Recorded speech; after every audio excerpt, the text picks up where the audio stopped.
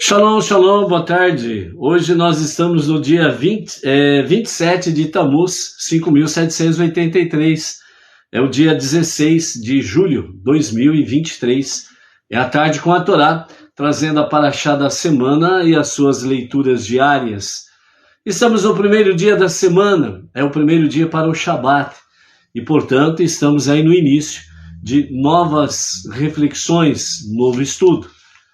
Pela graça bendita de Hashem, nós estamos iniciando hoje o quinto livro dos 5 livros da Torá, iniciando aí os momentos, para a conclusão do ciclo 5.783, diante da misericórdia de Hashem, ontem nós concluímos, o livro de Bamidbar, o livro de Números, e assim nós concluímos 4.886 versículos. Hoje vamos iniciar o livro de Devarim, que é a primeira paraxá das 11 porções que nós temos no livro de Devarim. E hoje, essa semana, nós teremos 105 versículos pela frente, onde nós vamos concluir aí 4.991 versículos, ok? A nossa paraxá desta semana chama Devarim, que é o próprio nome do quinto livro, da Torá. Devarim, que significa literalmente palavras, e mais conhecido como Deuteronômio, Então nós estaremos aí do capítulo 1 até o capítulo 3, o verso 22, nesta semana, na nossa paraxá da semana Devarim, que traz o nome do próprio livro, o quinto livro da Torá. E a nossa leitura de hoje está no capítulo 1, verso 1 até o verso 11, da nossa paraxá da semana, Baruch Hashem por isso daí. Ontem nós não tivemos a tarde com a Torá, pois nós estávamos em trânsito, e onde nós estávamos aí, eu e o Emerson, Felipe da Silva, que é o nosso outro emissário aqui em Bauru, da Sinagoga Bnei Noah Regional Bauru, estávamos fazendo vídeos, para o projeto Faratistá, expansão, que o nosso Rav Yaakov Geranstad, ele estará lançando no dia 20 de agosto a segunda edição do projeto Faratistá, que significa expansão, expandindo o movimento Bnei Noah, expandindo o monoteísmo, expandindo cada vez mais o monoteísmo com fundamento judaico e orientação rabínica. Então, ontem nós estivemos ali na cidade de Arealva, uma cidade próxima aqui a Bauru, e estivemos lá na casa do professor David, que é o professor de hebraico que está somando conosco, dentro da nossa sinagoga Bnei Noah regional, e veio para somar.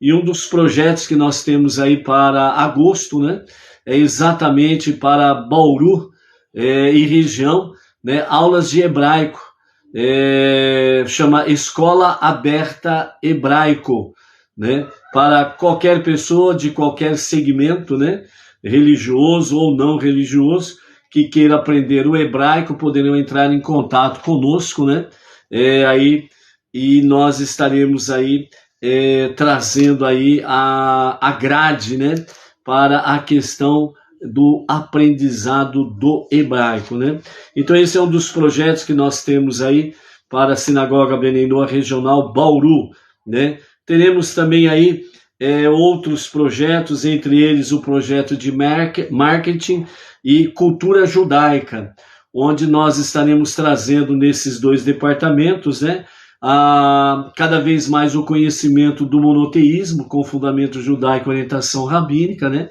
a crença no único Deus, no único Criador, no único Redentor e Salvador, e fazendo com que realmente a expressão brasileira, onde falam as raízes judaicas cristãs, elas possam de fato serem cada vez mais pontuadas dentro das suas verdadeiras bases, né? Como diz em uma certa passagem, né? Retornar às veredas antigas, né? Que significa realmente retornar ao monoteísmo com fundamento judaico e orientação rabínica, né? Então temos aí esses projetos, né? Projetos também dentro do campo social, né? Sala de aulas para crianças, para aprenderem desde cedo, né? A questão, o alfabeto hebraico, conversação, também o monoteísmo com fundamento judaico, orientação rabínica, né? Para que realmente as nossas crianças possam crescer, né, dentro de uma ética, moral e espiritualidade realmente em consonância com o Criador, ok? Então, nessa questão aí, né, então, tanto o Emerson como eu e o professor David estávamos envolvidos nesses vídeos que nós precisamos elaborar para enviar, né, até a nossa sinagoga sede.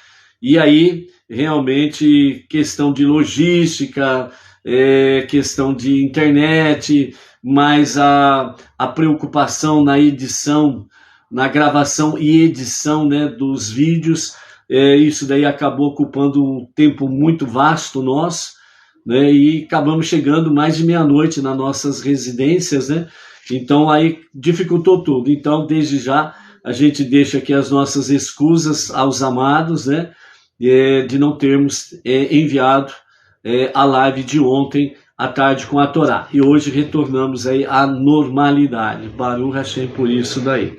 Ok? Então, o projeto Faratistá, que significa expansão, nós estaremos aí divulgando com mais detalhes aí no dia a dia esse projeto do nosso Rav, o nosso Rabino, a nossa liderança Beninoa Brasil e algumas comunidades internacionais do nosso Rav Yaakov Geranstad, ok?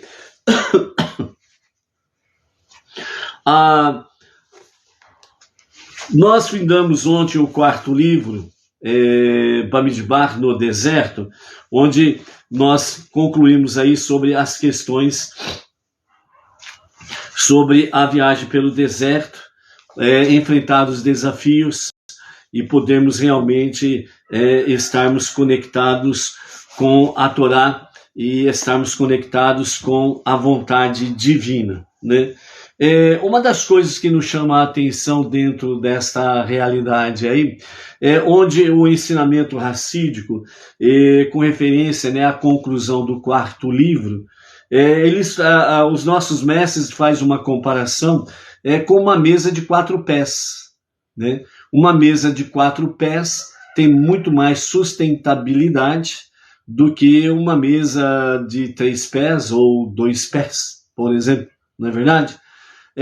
Isso significa que os 4 primeiros livros da Torá, né, que nós temos aí, né, Gênesis, Êxodo, Levítico e Números, né, na forma tradicional conhecida, né, Bereshit, Shemot, Vaikra, Bamidbar, na forma hebraica, vem trazer para nós que é essencial que nós tenhamos realmente como base na nossa vida a Torá, os 4 primeiros livros da Bíblia. Sem esses 4 fundamentos ou esses 4 livros, nós ficamos de fato incompletos. E nesse sentido aí, como diz o Rabi Yeshaya Hurvitz, né, ele disse: a Torá fala sobre os mundos superiores e alude aos mundos inferiores, segundo Shelah 13b. O significado primordial da Torá é a sua mensagem espiritual, e o fato de esta ser expressa em termos físicos alude à contraparte desta mensagem no mundo físico, que é um reflexo, uma alusão da realidade verdadeira espiritual.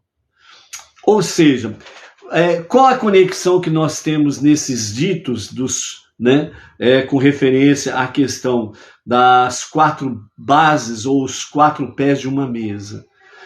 Quando nós estamos em Bamidbar e vamos para o 5º livro, que é Deuteronômio, Devarim, literalmente traduzido significa palavras, nós temos uma transição em que nos leva exatamente sobre essa questão, mundo físico e mundo espiritual, algo acontecendo no mundo espiritual e ele sendo refletido no mundo físico.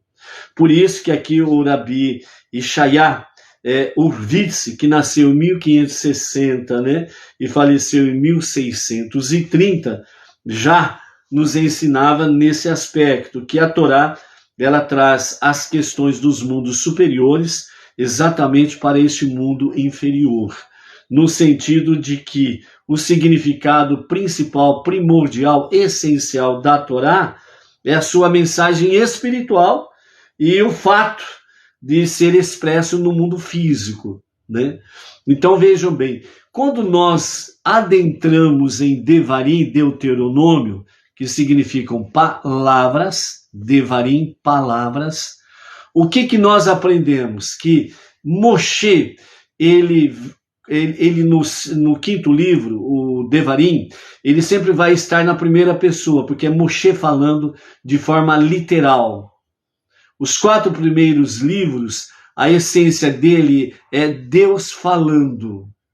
O 5º livro, a essência dele é exatamente o quê? Exatamente que é Moshe falando com o povo, ok? Então, que nesse sentido, sem sombra de dúvidas, essa transição do 4º para o 5º livro, Devarim, palavras, então nós temos aí os nossos mestres falando que Devarim, Moshe, ele vem falar com o povo judeu em 70 línguas. Ou seja, Devarim é uma recapitulação de toda a Torá, ou seja, dos 4 primeiros livros. É uma recapitulação desta mesa que tem 4 bases, 4 pés, certo? Que são os 4 primeiros livros, que é a sustentabilidade para todas as questões éticas, morais e espirituais. E nesse sentido aqui, a Devarim, Moshe falando com o povo, recapitulando toda a Torá, através das 70 línguas, antes que o povo tomasse posse da terra prometida, significa que Moshe, ele precisava vencer as 70 nações. Moshe precisava realmente estabelecer a vitória do povo judeu sobre as 70 nações. As 7 nações existentes na terra prometida é o símbolo exatamente das 70 nações. E nesse aspecto, os nossos mestres trazem para nós que Moshe, ele precisava primeiro confirmar, consolidar a vitória sobre as 70 nações. Por isso que quando ele ensina a Torá, recapitula a Torá para o povo judeu, bem como também nesse último livro tem vários puxões de orelhas que Moshe dá ao povo, ele também o faz nas 70 línguas. Desta forma, Moshe estabelece nos mundos superiores, nos mundos espirituais, uma vitória completa sobre todas as 70 nações existentes da época, que representam todas as nações até então. Então, quando Moshe, ele traz esta vitória sobre as nações, então o povo judeu está apto para tomar posse da terra prometida. Por quê? Porque nós temos na palavra de Devarim, né? Onde nós temos aqui no capítulo 1, no verso 8, Moshe dizendo os ditos do Eterno, né?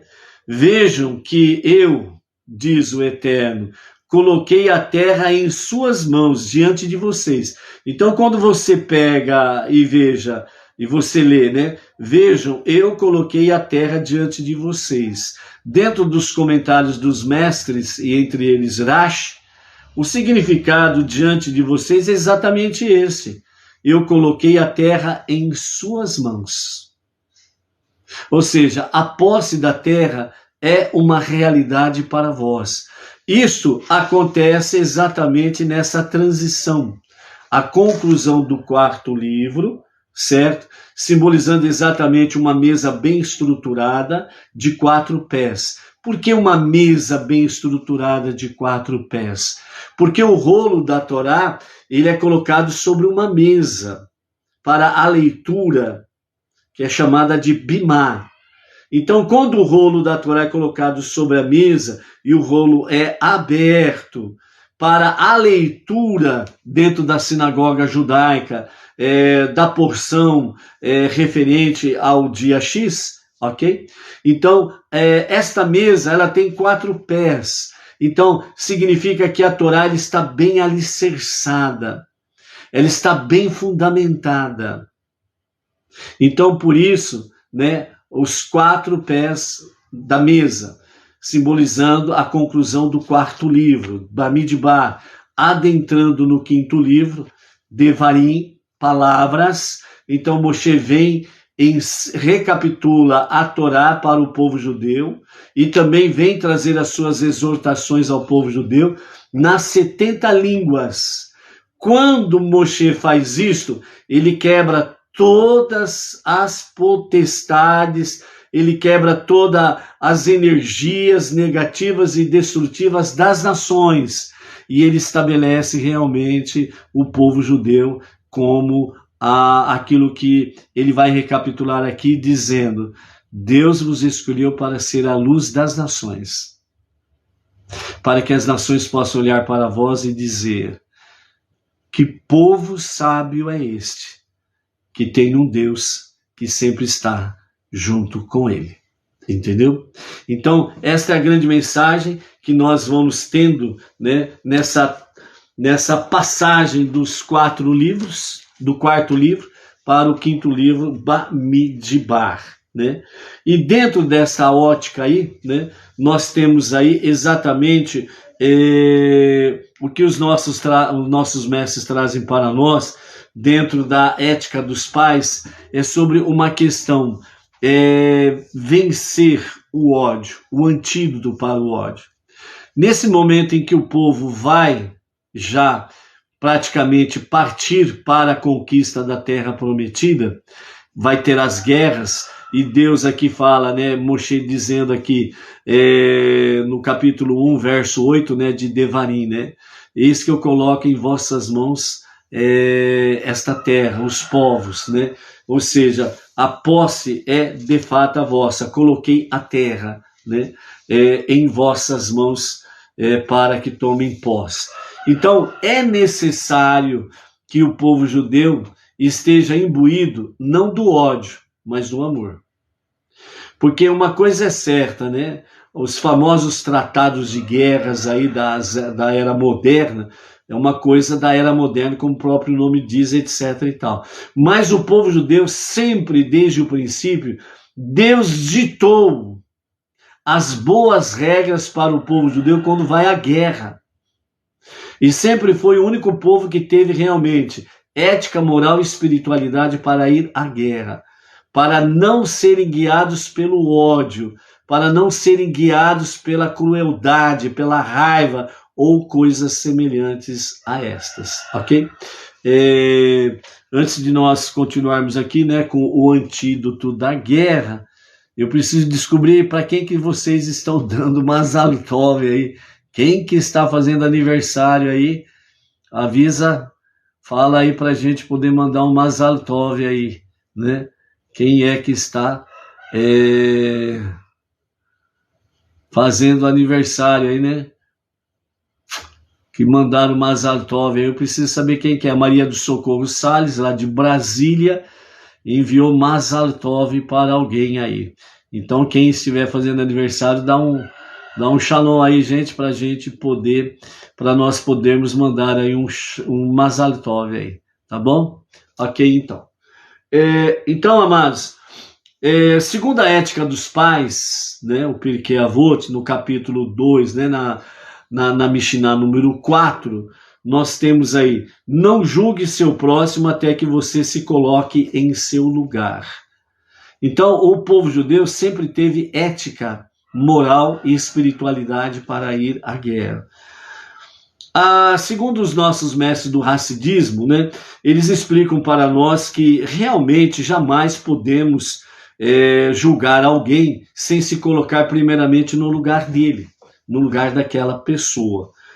Jamais entenderemos por completo realmente as motivações, né, por trás do seu comportamento. Por isso é incapaz de julgá-lo, segundo Sefat Emet, né? Então, se uma pessoa julga alguém, primeiro ela tem que se colocar no lugar daquela pessoa e procurar realmente ter as mesmas emoções ou algo semelhante daquela pessoa para poder começar a compreender o porquê dessa questão. Barota, dona do reino melhor, de valor.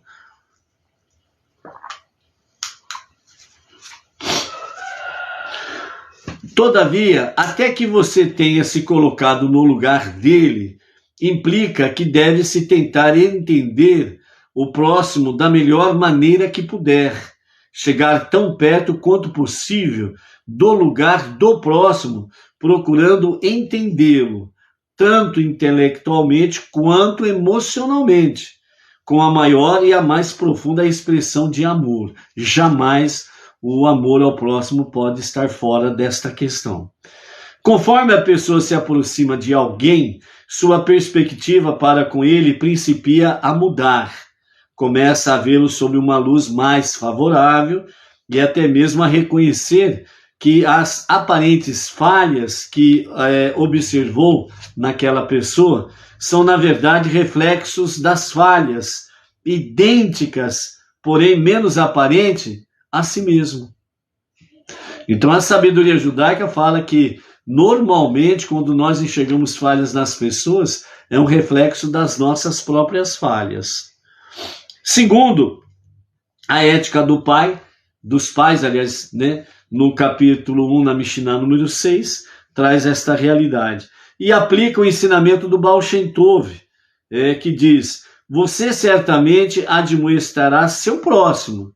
Primeiro, alguém deve repreender a si mesmo a respeito da mesma falha que enxerga no próximo, e somente então será capaz de admoestar construtivamente outra pessoa.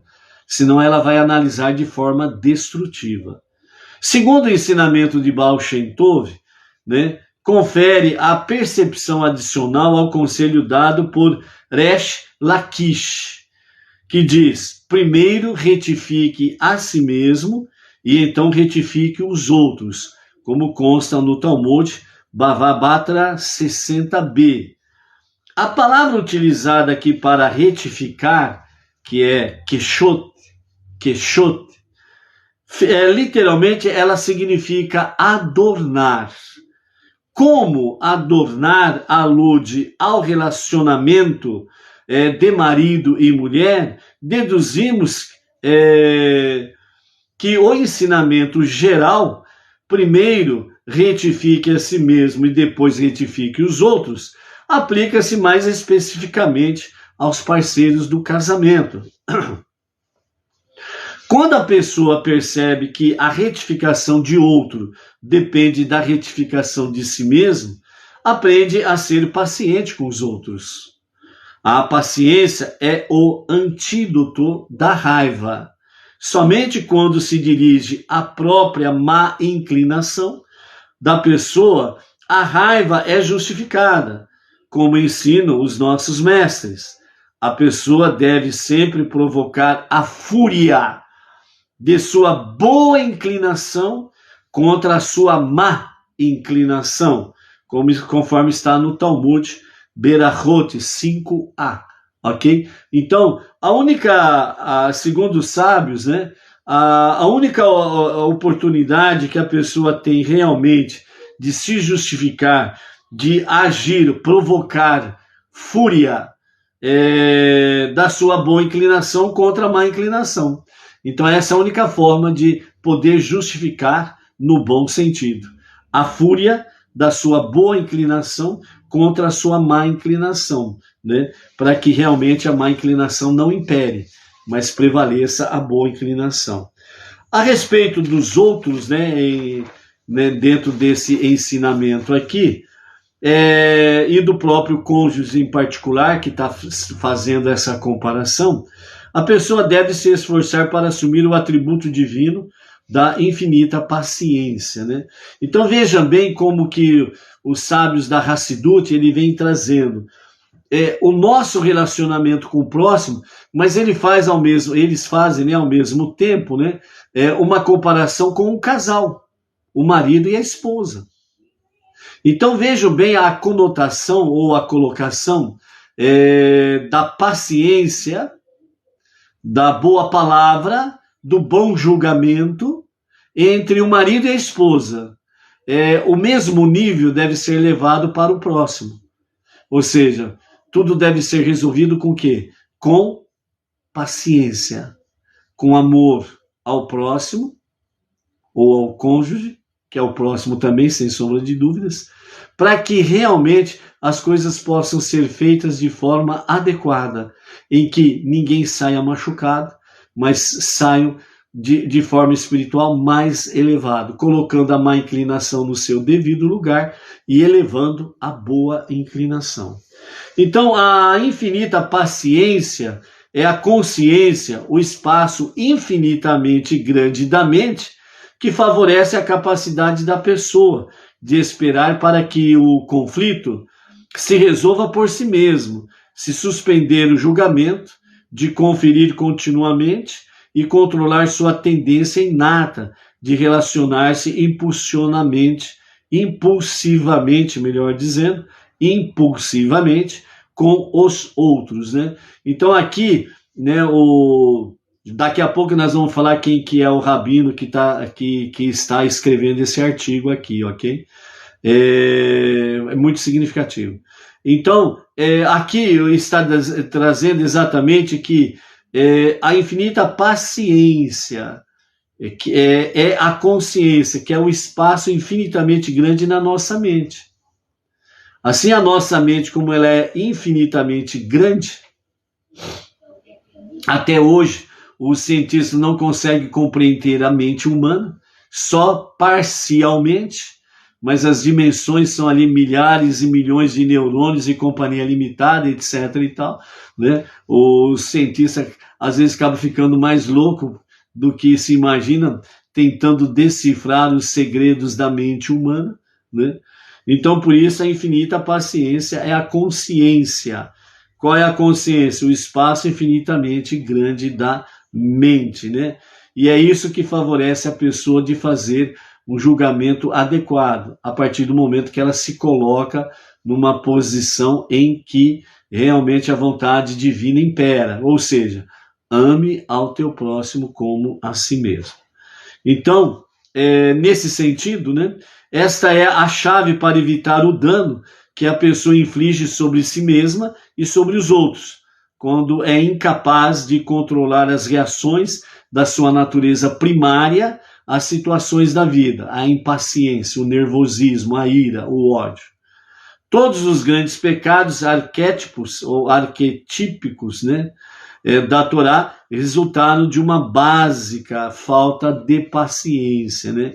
Então aqui a falta básica de paciência, então o nosso rabino aqui ele traz para nós alguns exemplos a seguir.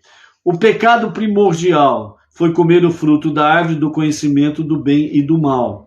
Se Adão e Havá tivessem esperado umas meras 3 horas até o início do Shabat, antes de comerem o fruto, teriam herdado a bênção do Éden para toda a eternidade.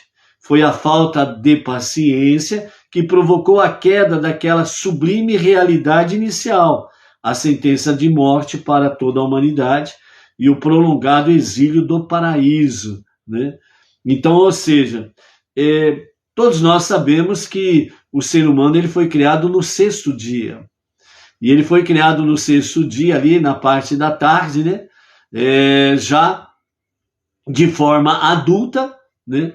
E esse primeiro casal do Gan Eden, do Jardim do Éden, se eles tivessem esperado um pouquinho mais, ou seja, em torno de 3 horas, o Shabat já teria iniciado, e iniciando o Shabat, né, o que aconteceria? Eles poderiam comer do fruto e viver eternamente.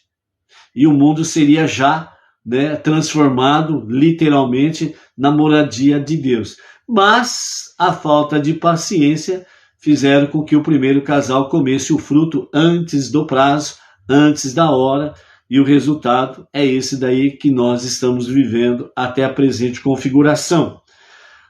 Temos aí outro exemplo. Ao receber a Torá no Monte Sinai, o povo de Israel como um todo retornou a este estado edêmico, do Éden, o paraíso, livres do anjo da morte. Então, quando o povo judeu recebeu a Torá no Monte Sinai, então o que aconteceu? O anjo da morte perdeu a sua eficácia. Então, o povo judeu, através do Sinai, que estavam retornando exatamente a esse estado edêmico, né, que é o Jardim do Éden, né, era uma questão de esperar mais um pouquinho. E então estariam redimindo o mundo inteiro e transformando para ser a morada de Deus. Porém, eles perderam o estado, este estado edêmico que estava retornando naqueles momentos, por causa do quê? Exatamente por causa do pecado do bezerro de ouro. O ídolo que visava substituir o seu líder, Moshe, por terem eles deixado de esperar para que ele descesse da montanha. Os nossos sábios dizem que este pecado, como o pecado público arquetípico, né, do Éden, acabou acontecendo a mesma coisa. Perderam a oportunidade de restaurar o mundo ao seu estado edênico, né, de Adão e Havá, conforme consta no Talmud, Avodá Zará 4b. Temos outro exemplo, David e Betsheva, né, estavam destinados um para o outro, segundo os nossos mestres, né? David e Betsheva estavam destinados um para o outro, né? Desde o início dos tempos, que já estava projetado nos céus, nas alturas. Eles deveriam ser retificados, né? E assim eles estariam também retificando o casal primordial, que seria Adão e Havá, né? Então eles estariam retificando essa questão, a falha de Adão e Havá, então eles iriam retificar. David tomou Batsheva prematuramente, conforme consta no Talmud, no Sanhedrin 107a, no Zohar, capítulo 3, 78b, e o Talmud, bem como o Shabat, né, o Talmud Shabat 55b. Nas palavras dos nossos sábios, ele tomou dela antes que ela amadurecesse. Esta impaciência impulsiva foi a essência do pecado, da falha, do erro de David, né? Então, a falta de paciência tem feito com que o mundo não tenha sido retificado até aqui.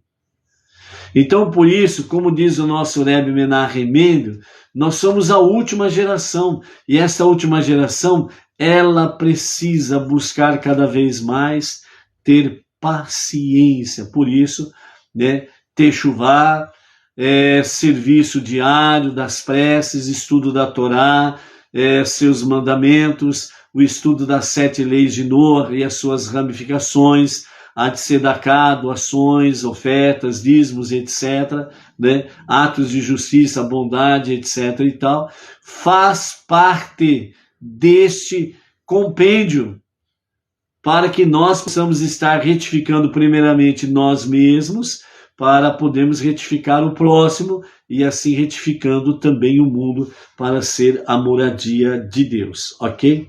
Então, com paciência vem a capacidade de transcender o caráter mortal inato na pessoa e cumprir o mandamento de imitar a Deus. Assim como ele, o Eterno, é misericordioso, seja também misericordioso. assim como ele é infinitamente paciente, seja também infinitamente paciente, como consta no Talmud Shabbat 133b e a Mishnei Torá Deot 1.6. Assim era o temperamento de Moshe, como foi dito. E o homem Moshe era muito humilde, como nós vimos lá em Bamidbar, né? Capítulo 12, verso 3, né? Rashi explica, humilde e paciente, né? Então Moshe, ele era humilde e paciente, né? E nós vimos aí também, né, na paraxá anterior, né, assim como o livro de Bamidbar, nós vimos aí que os momentos em que faltou a paciência a Moshe foram erros dramáticos que aconteceu para a sua própria vida, entre eles não entrar na terra prometida. Então, os parceiros do casamento precisam estar sempre vigilantes no cultivo da paciência. A paciência depende de fé e confiança em Deus, emuná e bitachon. Se queremos algo e não recebemos, precisamos ter a consciência de que, naquele momento, ainda não somos merecedores. Por quê? Porque ainda, naquele momento, ainda nós não estamos maduros, né? Devidamente fortalecidos, né? Alicerçados espiritualmente para poder receber bênção tal. Quando os cônjuges, né, percebem isso, tornam-se muito mais pacientes um com o outro. Ao invés de exigir que seu parceiro seja mais perfeito que si mesmo, concentram-se em retificar primeiro seu próprio caráter, com a ajuda de Deus. Ou seja, corrigir, amados, retificar, né, o nosso caráter, não é algo que nós podemos fazer sozinho. Aliás, nós não conseguimos fazer isso sozinho. Se não pedirmos ajuda a Deus, socorro a Deus, para que o Eterno venha nos ajudar a realmente a retificar, a corrigir esta má inclinação, né? Para que a alma divina seja fortalecida e traga a má inclinação para servir a Hashem, né? Sob as influências da boa inclinação da alma divina, nós não conseguimos fazer isso sozinho. E nós precisamos ter consciência desta realidade. Então, desta forma aqui, né, amados, o antídoto para o ódio, né, um artigo que foi escrito pelo nosso rabino Yitzhak Ginsburg, né, que traz para nós mensalmente ensinamentos profundos sobre o mês que se inicia, né? Então, o nosso rabino Yitzhak Ginsburg, né, que traz preciosas reflexões para nós, né? E exatamente por isso, né, na próxima terça-feira, ao pôr do sol, né, ou seja, dia 18 de julho agora, né, na próxima terça-feira, ao pôr do sol, nós estaremos adentrando no primeiro dia do mês Av. Então, estaremos iniciando um novo mês, né, Rosh Chodesh, do mês Av.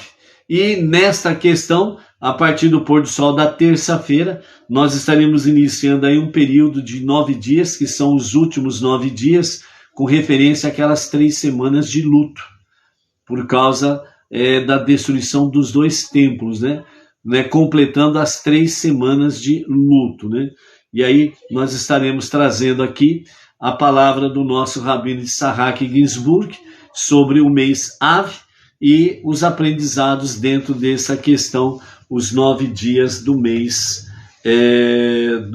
Av, em preparação para Tisha B'Av, né, o 9º dia de Av, o período da destruição dos 2 templos, ok?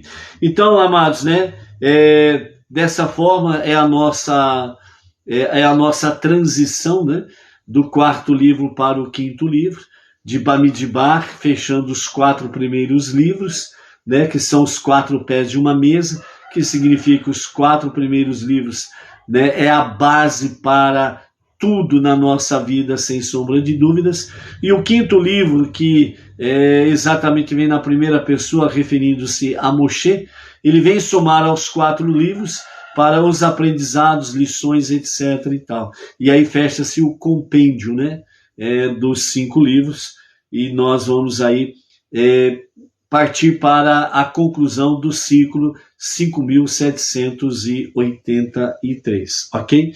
Então, é o princípio do nosso livro Devarim. O capítulo 1, né, verso 1, nós temos aí, estas são as palavras, né, de reprimenda sutil que Moshe falou a todo o povo judeu nas planícies de Moabe, na margem oriental do Jordão. Ele mencionou os lugares onde eles se rebelaram contra Deus: no deserto, na planície de Moabe, no Mar Vermelho, no deserto de Parã, entre Tofel e Lavana, em Hatzerote e em Dizahab, de Horeb, onde a Torá foi dada, a Kadesh Barneia, de onde os espiões foram enviados, através do Monte Seir. Leva normalmente 11 dias, mas vocês levaram apenas 3 dias, porque Deus estava apressando a sua entrada na terra, né? Então, no entanto, o povo judeu perdeu esta bênção e permaneceu 40 anos no deserto, né? Como nós veremos aqui as reprimendas de Moshe, com referência a todo o povo nesse sentido. Ou seja, o quinto livro é onde exatamente Moshe, né, vem trazer uma recapitulação da Torá e recapitulação dos acertos e dos erros do povo judeu na sua travessia pelo deserto. Então, olhe para isso. São as palavras, né? É o que vem falar Devarim, que podem ser exclamados ao nos depararmos com algo novo ou diferente. Assim, a frase de abertura da nossa Parashá, estas são as palavras que Moshe falou a todo o povo judeu, vem nos ensinar que as palavras da Torá devem sempre ser encaradas como algo novo e vibrante, excitante, e não como algo do passado, preso no passado. Por isso que a Torá, ela é sempre um eterno presente para as nossas vidas, né? Então, a Torá, ela não é passado e nem futuro, no sentido que está distante de nós, lá na frente, futuro, ou que faz parte do passado, ficou lá para trás. Então, a Torá, ela é um eterno presente, tanto o passado como o futuro permanece nesse presente eterno, né, da Torá. Então, por isso, vem nos ensinar que as palavras da Torá devem ser sempre encaradas como algo novo e vibrante.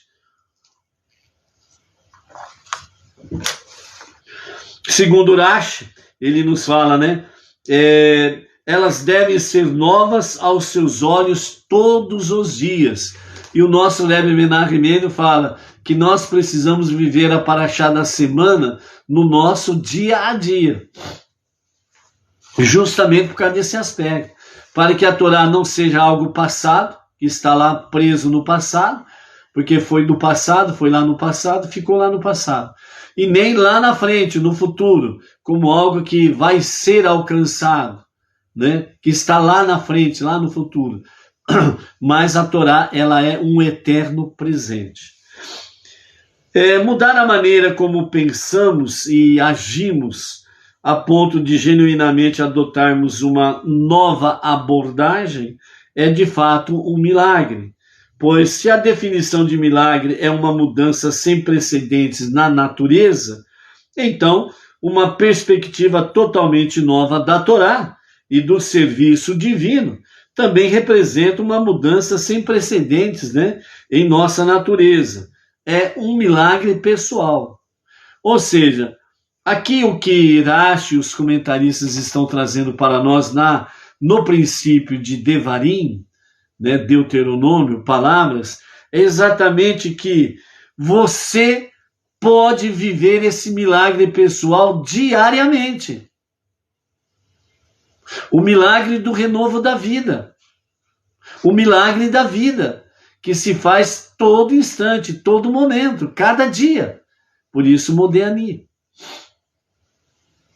Então, esse milagre pessoal é algo que pode ser experimentado dentro dessa visão aqui do princípio de Devarim, no nosso dia a dia. Nós precisamos encarar de forma mais vibrante, mais apaixonante, com muito amor para com Hashem, a sua palavra e o nosso dia a dia que ele nos concede.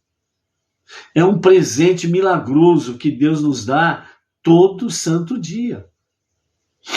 É uma questão de você encarar, olhar de uma forma diferente esta realidade.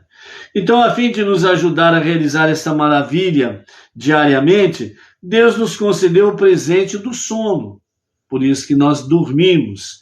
À primeira vista, dormir parece uma total perda de tempo, pois como o propósito da criação avança enquanto estamos deitados na cama, ou seja, né, alguém pode dizer como que o propósito divino ele segue se eu durmo, em vez de estar acordado e ativo, em vez de eu estar acordado e trabalhando? Por que Deus nos incumbiu da missão de melhorar e aperfeiçoar o mundo apenas para nos debilitar, por assim dizer, com a necessidade de passar uma significativa parte do dia fora de ação? Fora de ação significa dormindo. A verdade, segundo os nossos sábios, é que Deus fez com que precisássemos dormir por uma razão, pois depois da noite de sono, a pessoa se sente nova e capaz de se libertar das limitações do dia anterior, porque ela sente as suas energias, as suas forças renovadas. Assim como Deus queria que as palavras de Moshe, que Moshe falou a todo o povo judeu, fossem como novas aos seus olhos todos os dias, ele criou em nós um mecanismo que torna o milagre da mudança de nossa natureza um pouco mais fácil, ou seja, dormindo. Dormir é um milagre de Deus. Acordar é outro milagre de Deus. É isso que os nossos sábios querem trazer para nós aqui. Por isso que a Torá, ela é um eterno presente. Ela não está no passado, preso lá. Porque se estivesse preso no passado, você já não existiria mais. E nem algo que está no futuro, que você vai alcançar amanhã. Porque também, desta forma, você também pereceria. Mas Deus concede-nos um milagre diário quando nós vamos dormir e outro milagre quando acordamos depois de um sono que nós dormimos. É o milagre da vida que se repete, como é o milagre do nascimento de uma criança, como você nasceu, o milagre da vida. Então Deus está fazendo isso diariamente, para que nós possamos viver a Torá de forma sempre nova a cada dia, sem sombra de dúvidas. Por isso, Devarim traz para nós realmente a questão de palavras, para que nós possamos realmente estarmos com fé e confiança na providência divina. Por quê? Porque Deus falou. E se Deus falou, é porque, de fato, somente Ele pode operar esses milagres do dia a dia. Somente Deus pode nos ajudar de fato. Ele pode usar situações, pessoas ou qualquer outra coisa para nos auxiliar. Mas, na realidade, é Deus que está fazendo. É Deus que está agindo. É Deus que está conduzindo pessoas a fazerem aquilo que é agradável a Deus no seu dia a dia. Por isso, a questão do antídoto, né? O antídoto do ódio, da raiva, ela começa em retificar cada um a sua própria vida. Para que nós possamos realmente termos e vivermos a Torá presente e termos confiança e fé, fé e confiança, e não deixar com que a raiva, a impaciência, o ódio venha dominar a cada um de nós. Então, por isso, realmente, confiado em Deus, ninguém teria contestado os direitos do povo judeu à terra de Israel.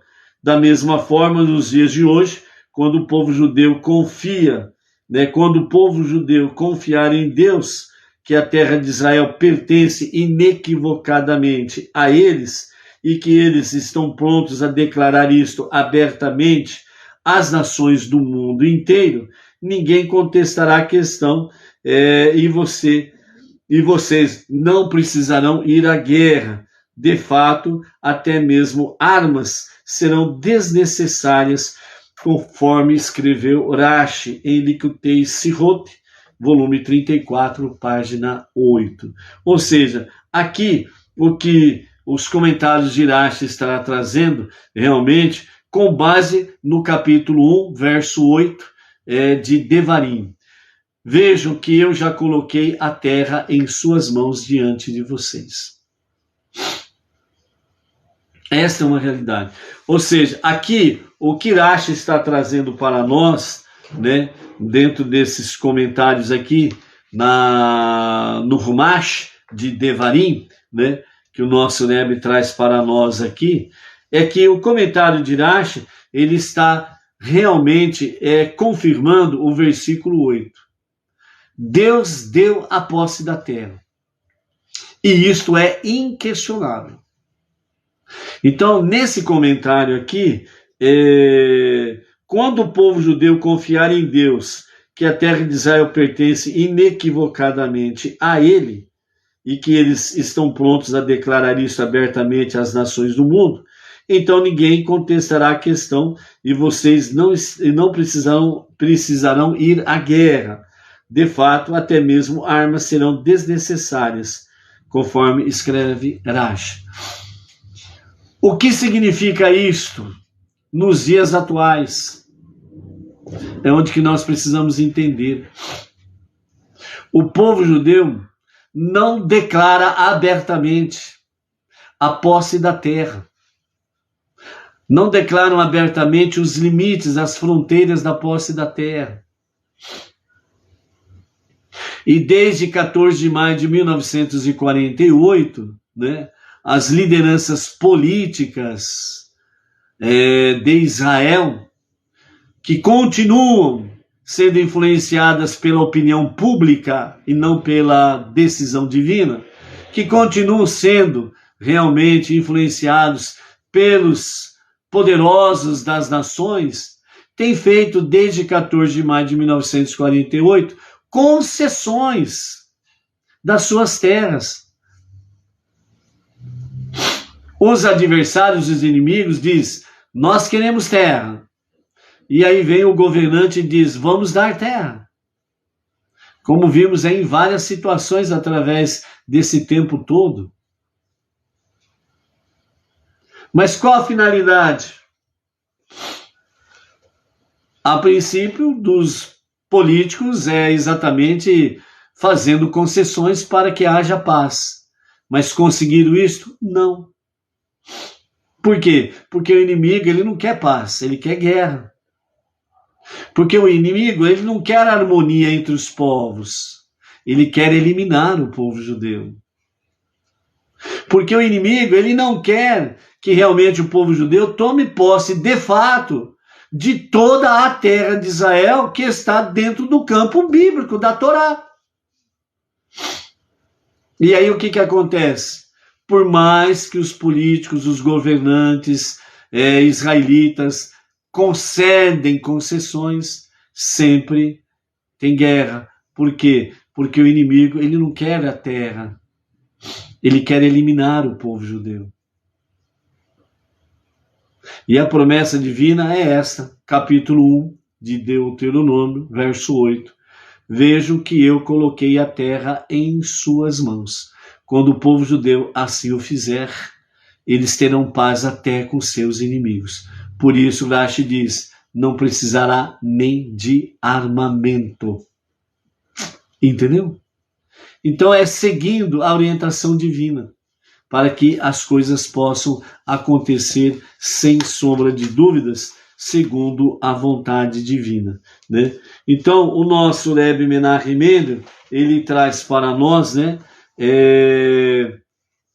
Moshe mostrou-nos que o princípio aplica-se até mesmo quando os indivíduos ou grupo é merecedor de crítica por um pecado grave, quando Moshe ele vem aqui e fala sobre a questão do bezerro de ouro, né?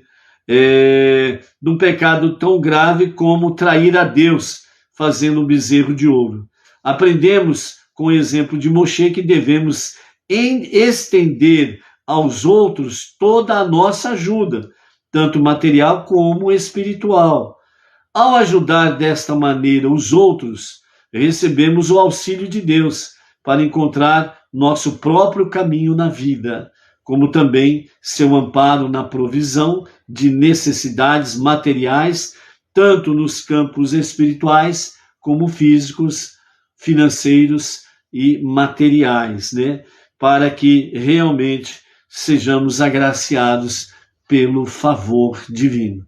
Ou seja, amados, Deus está sempre pronto a fazer milagres nas nossas vidas, mas nós precisamos ir em direção a Ele com emuná e bitachon, fé e confiança. Não sendo nervosinhos, nem pavios curtos, né? Não tendo chilique, né? E por aí afora vai. Mas realmente procurar cada vez mais, né? Se conter e agir de forma calma e tranquila. Estar realmente de forma serena, equilibrada. Lembrando que se não deu certo nesse momento, seja o que for, é porque Deus sabe que esse momento não era o momento adequado, porque eu não estou pronto para este momento. Eu preciso crescer um pouco mais, eu preciso me amadurecer mais, eu preciso me controlar mais. Eu não posso deixar com que o ódio, a raiva e coisas semelhantes continuem dirigindo a minha vida. Eu preciso agir de forma diferente. Então, por isso, amados, dentro desse escopo aí, né, os nossos mestres trazem para nós realmente os ensinamentos em que nós precisamos de forma construtiva estarmos aí agindo na nossa vida para não podermos sair de uma harmonia com Deus, ok? Então, procure agir desta forma, com o antídoto da impaciência. O antídoto da impaciência é a paciência, é a calmaria. O antídoto da raiva, do ódio, exatamente é o amor. A visão construtiva e não destrutiva das pessoas, né? E nós, Beneinor, nós precisamos cada vez mais nos solidificarmos na nossa jornada Beneinor, com orientação rabínica do nosso Rav Yaakov Gerenstad, na nossa jornada diária.